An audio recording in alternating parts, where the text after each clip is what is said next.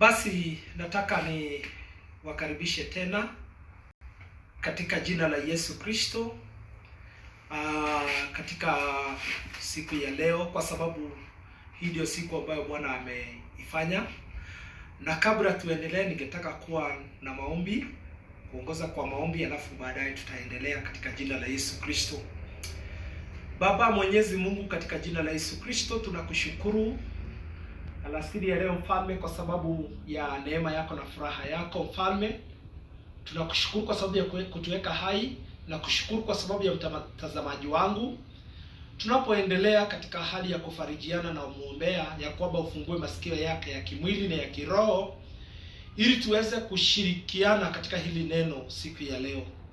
Mungu mkamilifu, tuachilie neema yako na baraka zako siku ya leo, tuajiachilia kwa Mfalme. Asante kwa sababu utafariji mtazamaji mwenzangu, na ni kwa jina la Yesu Kristo tumeomba na kuamini. Amen. Basi nataka nichukue hii fursa ni wakaribishe katika siku ya leo, ambao nataka ni nene ujumbe ufupi tu kuhusu kuushinda uoga. Nataka ufungue nami katika kitabu cha Matendo ya Mitume mlango wa 28 kuanzia aya ya kwanza. Acts chapter number 28 verse 1 up to verse 6. Matendo ya Mitume mlango ni wa 28 mstari ni wa kwanza hadi wa 5. Maandiko inasema hivi: tulipokwisha kuokoka ndipo tulipojua ya kuwa kisiwa kile chaitwa Melita. Wenyeji wakatufanyia tafadhali zisizokuwa za kawaida, kwa maana waliwasha moto wakatukaribisha sote kwa sababu ya mvua iliyonyesha na kwa sababu ya baridi. Paulo alipokuwa amekusanya mzigo wa kuni na kuweka motoni, nyoka akatoka kwa ajili ya ule moto, akamzogazoga mkononi.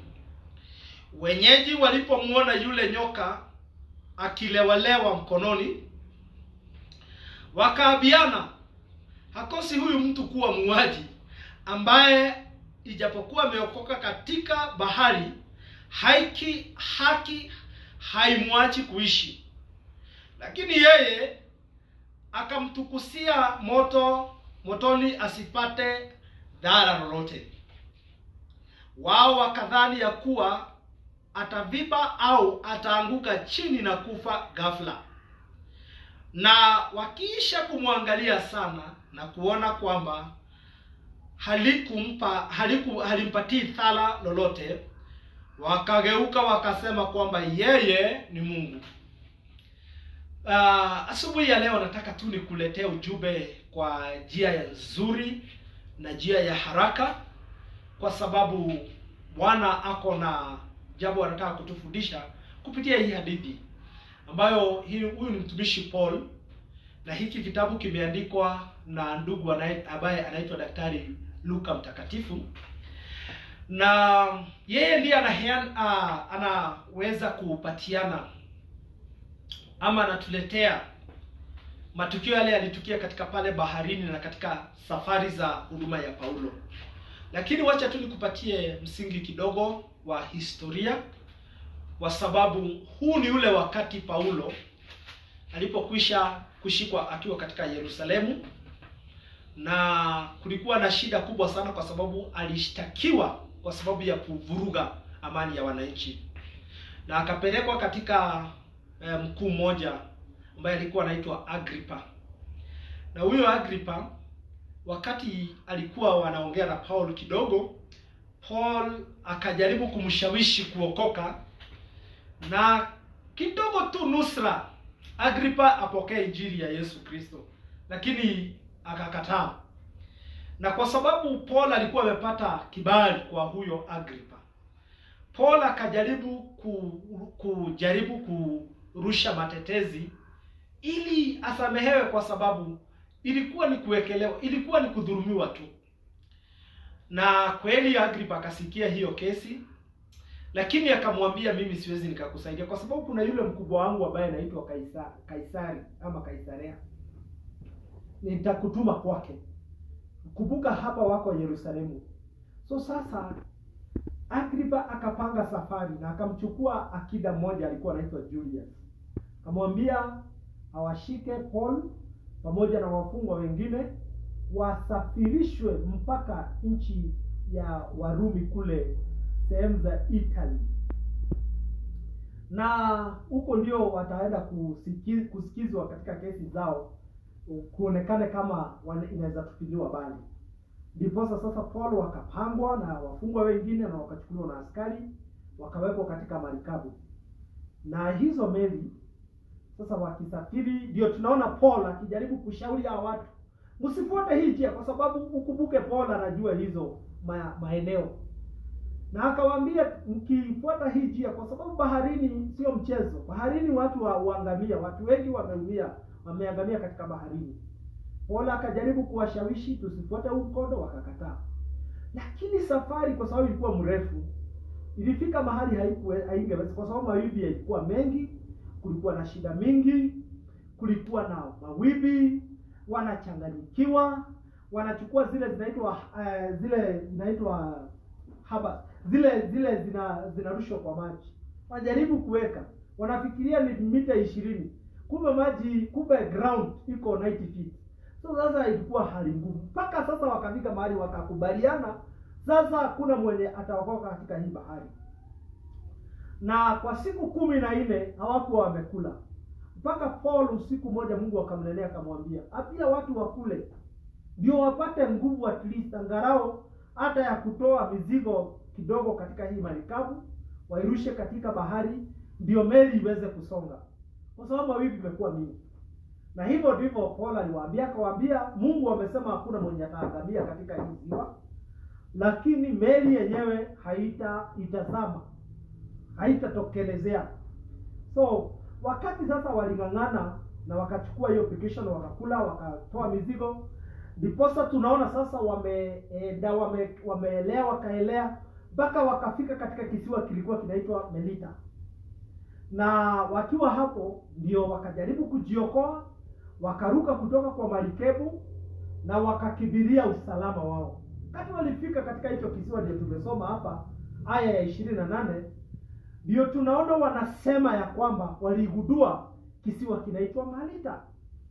Na watu wa pale wakawapenda, wakawapatia kibali. Wakawawashia moto kwa sababu walikuwa wamenyeshewa na kulikuwa na baridi. Na diposa Paul akaenda kuokota kuni ndio aongezee moto.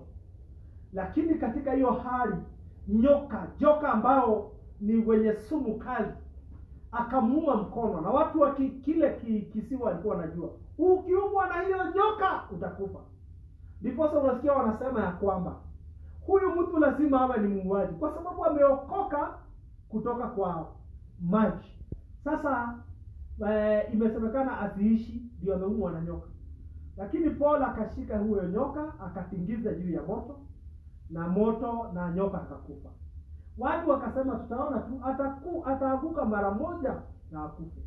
Lakini maandiko inasema Paul hakukufa wala hakuna kitu alifanya. Ndiposa mpaka wakafika mahali wakasema huyu labda awe ni Mungu. Basi ninataka tujifundishe nini kuhusu kuushinda uoga? Kwa sababu kiangalia hii hadithi, mtumishi wa Bwana anatufundisha mambo mengi, ijapokuwa hajahubiri hapa, lakini series of events ndizo zinatuonyesha Paul alikuwa ameushinda uoga na njia kubwa sana, kwa sababu alikuwa ameokoka katika kifo cha Mob Justice. Kabla apelekwa kwa Agripa, alikuwa ameshikwa na umati, walikuwa wasema ua. Alikuwa ameokolewa pale. In fact hata kuna wakati kulikuwa kuna pangwa akutwe katika gereza auawe. Mungu akamuokoa. Paul anaona hayo mambo. Wamepitia katika ziwa ya Mediterranean Sea. Wametoka all the way from Israel. Na Mediterranean Sea inakuwa ni mrefu sana because ndio iko chini ya Asia. Kumradi. Na diposa wanafika mahali sasa wanaona ya kwamba hawata survive. Paul anawaambia Mungu amesema hakuna mwenye ataangamia. So kwa hivyo Paul alikuwa ameokoka kwa vifo aina mingi. Na hii sasa ni ingine imekuja ambayo ni ya joka. Lakini maandiko yanatuambia Paul hakuwa na wasiwasi, wala hakuongea, wala hakuogopa, kwa sababu ilikuwa imepangwa lazima angekutana na Kaisarea. Siku ya leo ninataka nikufariji na nikuelekeze katika jinsi utakavyo ushinda uoga. Na jambo la kwanza la kukusaidia kushinda uoga kama ule umekumba nchi yetu wa kitu inaitwa corona ni kujua pahali umetoka, pahali uko na pahali tunaelekea.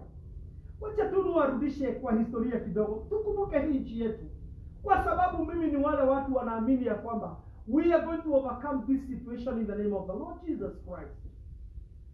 Miaka kadhaa imepita, kulikuwa na vurugu za uchaguzi 2007 ambazo zilivuma sana. Watu waliogopa, wengine wakafurushwa makwao, kukakuwa na shida kubwa, nchi ikasimama. Manabii wachafu wa uongo wakatuambia hii nchi haitawahi kuwa pamoja tena na nchi haitawahi endelea. But by the grace of God we overcame. 2008 kuanzia kitu mwezi wa 5 wa 6 watu wakaanza kusahau yaliyokuwa yamefanyika. Tukakaa kidogo tukaambiwa sasa mmeepuka 2008. 2013 is the breaking point. Tukaenda 2013 tukafanya uchaguzi, ukakuwa ni wa amani. Mungu akatupigania nchi, Mungu akatupatia viongozi na tukashinda hayo mambo. Manabii wa uongo wakarudi tena kwa milima zao, wakaanza kutabiri wakituambia mahali tunaelekea 2007 it is the breaking point. In fact it is going to be the head of this country. 2007 tukaingia kwa magoti tukaomba, Mungu akatusikia, tukaingia katika uchaguzi. Na kumekuwa na so many slogans because baada ya uchaguzi viongozi wengine wakaingia kwa kotini wakasema huo uchaguzi hauko halali na uchaguzi ukakazuliwa. Kukakaa kidogo kukakuwa na ile sijui inaitwa withdraw, sijui step down, sijui whatever. Kukakuwa na hali tete, sijui nullified, sijui what, sijui ya fresh. Watu wakaenda kotini, kukasemekana uchaguzi urudiwe baada ya siku 60. Tukarudi kile kinaitwa rerun na uchaguzi ukarudi nyuma. Tumekuwa tukiona series of events zinakuja na zinarudi nyuma. But one of the things that is encouraging us today ni ya kwamba hiyo historia ni ya kutusaidia kujua ya kwamba hata hii corona ni ya muda na itarudi nyuma. I am on the record, niko katika marekodi nikisema siku zinakuja na tutaongea mambo ya corona kama past tense. Na kwa hivyo tunafaa tushinde uoga, kwa sababu hasara ile kubwa ni kuwa hali ya kuogopa hata kabla virusi zifike. Ni kweli watu wengi wanakuja na tafsiri tofauti. Kuna manabii hata wamejitokeza hata katika political arena, wanatutabiria ya kwamba tutaambukizwa ifikapo mwezi wa 5 kutakuwa ni 10,000 kwenda juu. Hiyo tunatangaza ishindwe katika jina la Yesu. Sisi hatutaambukizwa na tunatangaza haitaenea. Na tunaomba wananchi wetu, kama vile serikali imetuamurisha, tufuate maagizo, tunawe mikono, tuvae zile mask za midomo na tuweke social distance, tufuate na pia tumwamini Mungu na tutangaze ya kwamba we are not going to get there in the name of Jesus Christ. Let us believe in the Lord. Wacha tushinda huo uoga. Paul alishinda hii joka kwa sababu ya kumwamini Mungu na kwa sababu ya kujua yule Mungu alitupigania jana, leo, hata kesho atatupigania. Na yule Mungu alisimamisha nchi hata mbeleni, hata siku ya leo Mungu anasimamisha nchi yetu. Na tunataka kutangaza ya kwamba tutashinda katika jina la Yesu. And we are overcoming this fear in the name of the Lord. Conquer your fear in the living name of Jesus. Hata wewe kama mwanadamu, ninajua uko na nafasi nzuri ya kurudisha mawazo nyuma. Kujua wengine wenu mmekuwa na hali ngumu sana. Wengine wenu mmelazwa hospitalini. Wengine wenu hata mmepitia mambo kama operation. Lakini Mungu alikushindania pale. Mimi mwenyewe nakumbuka mwaka wa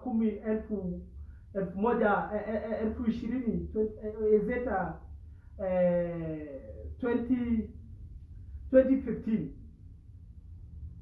nilikuwa na ajali ya barabarani na nikaumia sana, nikafungwa hata miguu kwa sababu my left leg dislocated.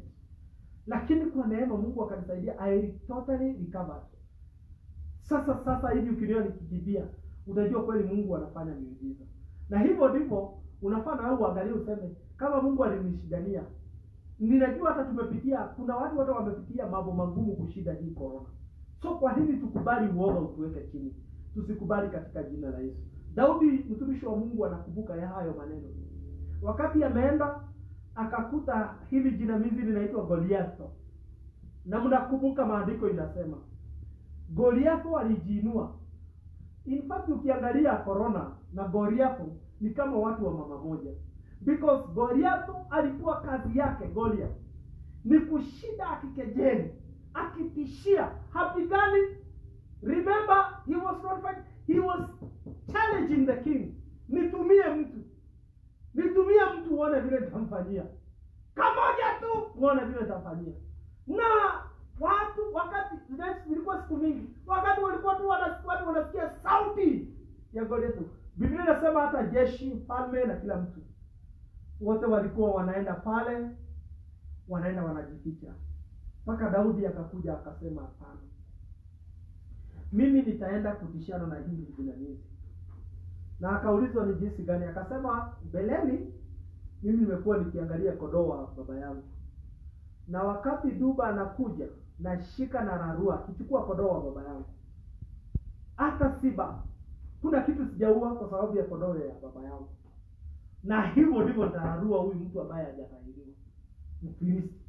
Na maandiko inasema Daudi akaenda na akaua Goliath kama vile nyinyi mnajua. Ni nini ilipatia Daudi victory? Ni ile history of the past, victory of the past. Anakumbuka, anasema Bwana amenipigania. Hata wewe kumbuka yale Bwana ametupigania. Na hiyo itatupatia ujasiri wa kujua kesho yetu iko mikononi mwa Bwana. Ninataka nitabiri katika jina la Yesu. Soon and very soon tutasahau mambo ya corona. Utasahau mambo ya uoga. Tutasahau kuwa tunakatazwa kukutana, na tutarejeshewa freedom ile yaitwa ya social gathering. Tutarejeshewa ibada katika makanisa. Watoto watarejea shule. Supermarket zitarudi. Biashara zitarudi. Matatu tutaanza kubebwa vile tumekuwa tukibebwa. Maongoni zitarudi, zitaanza kuendelea. Nimekutana na watu sasa wanalia, oi, harusi yangu imekansoliwa. Harusi yangu imeahirishwa. It is going to be reinstated in the name of Jesus. Kwa sababu sisi tutakubali. Kwa sababu one way ya shetani ambaye anatumia sana ni kitu inaitwa uoga. Shetani anatishia mpaka unamfeel. Mpaka ukitembea hivi kwa giza unaweza sikia kama umeguza shetani. Lakini sio vile ako na nguvu mingi. Anatumia uoga na vitisho. Na hivyo ndivyo wanafanya. Na uoga ni silaha moja inatumikanga na shetani. Na wakati unaovercome hiyo, unasema badala ya uoga mimi nitatembea kwa imani. I am telling you in the name of Jesus Christ. Hiyo mambo tutaishinda katika jina la Yesu. So kwa hivyo ningetaka nikushawishi siku ya leo, mtazamaji wangu mpendwa, Mkristo, mtu ambaye hujaokoka na unanifuata, endelea kuamini ya kwamba hakuna suluhisho ingine. Mtazame Yesu Kristo. Hili linanikumbusha siku moja Yesu alitembea juu ya maji na mtumishi wake ambaye ni very daring brother anaitwa Apostle Peter. Biblia inasema Kamwambia, kama ni wewe Yesu niambie nije. Na Yesu akamwambia njoo. Na Petero akatembea juu ya maji. Mwanadamu wa kwanza katika historia ya ulimwengu kutembea juu ya maji. Na maandiko inasema wakati aliangalia Yesu hakuogopa na hakuzama, lakini wakati alianza kuangalia mawingu ndio alianza kuzama. Tutazame Yesu, tumtazame Yesu, tusizame katika mawingu. Ninataka niwafariji siku ya leo ya kwamba Bwana ako na haja na sisi, na uoga sio sehemu yetu. The Bible says in the book of Timothy, I think it's 1 Timothy chapter number 1 verse 7, that for you did not receive the spirit of fear, but you and timid, but you received the spirit of power and love. Tulipokea nguvu, tulipokea roho ambao ni wa ujasiri. Tembea na ujasiri, ushida uoga wako, na najua kwamba utabarikiwa. Basi ninashukuru, ningetaka kukuombea ya kwamba utembee na ushindi, na ninatangaza ya kwamba kuanzia sasa hakuna kuogopa tena. Hata wale wako mahospitalini tunawaombea quick recovery, tukitangaza hata wao watashake off, watatingiza hii corona, na itakuwa historia katika nchi yetu, katika jina la Yesu.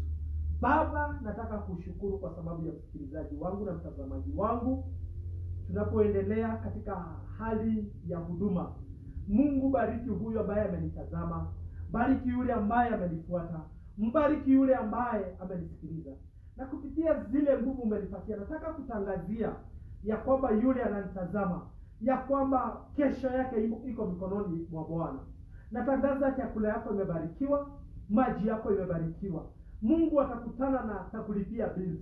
Natangaza ya kwamba mkono wa Bwana utatembea juu yako, na kutangazia ushindi, na kutangazia roho wa ujasiri na roho ya imani, na kutangazia ya kwamba utakuwa ukilala kama mtoto mdogo, na kutangazia ya kwamba utakuwa, hiyo corona itakuwa ikikuona itatoroka, kwa sababu wewe uko na upako na umelindwa na Bwana. Na kutangazia ushindi, na kila kitu nafanya mkono wa Bwana utembee juu yako, na kuachilia katika baraka zake, na kubariki siku ya leo. Ni kwa jina la Yesu Kristo tumeomba na tumeamini, na useme imeni kwa na afya.